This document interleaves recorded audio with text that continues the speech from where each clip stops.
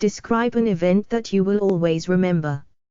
It was a simple event, but I will always remember it. What impressed me was the human feelings back of it.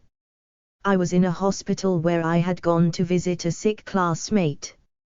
The man I had come to visit was not sick at all and seemed to have made a remarkable recovery from having his appendix removed. But seeing that there were a lot of people surrounding his bed and that there was no shortage of people to cheer him up, I decided to take a walk about the ward, just as a sort of survey. I chanced upon an old woman with no one visiting her, so I gave her a smile. She smiled back and invited me to come and sit with her, so I did. Within 5 minutes we became old friends, and I found myself telling her all about myself and listening to her life story. She confided to me that she was alone in the world and that all her sons and daughters had died before her. The only relatives she had was a family which lived in the same floor as herself. They had adopted her as their grandma and were looking after her. They visited her every day in hospital and, in fact, she was expecting one of them at any minute. I was a little surprised that in a country where old people were often left to die in retirement homes by their own children, there was such a family. As we sat talking, a young man arrived and gave the old woman a hug.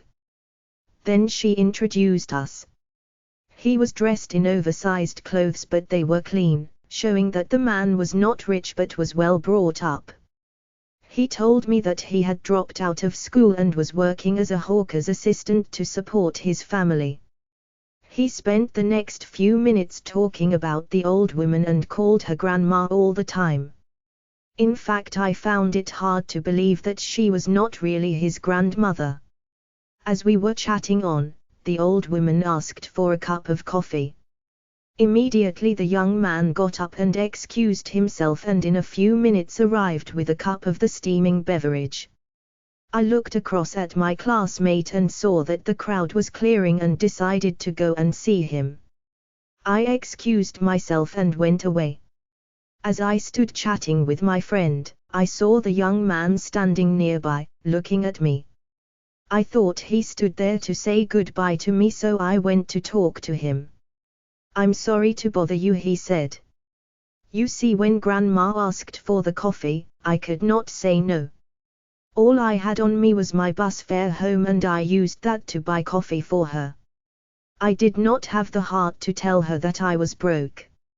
If you lend me some money, I'll mail it to you," he finished and shifted uneasily. I led him to the side and gave him $1 and, because he insisted, my address as well. He went away after thanking me.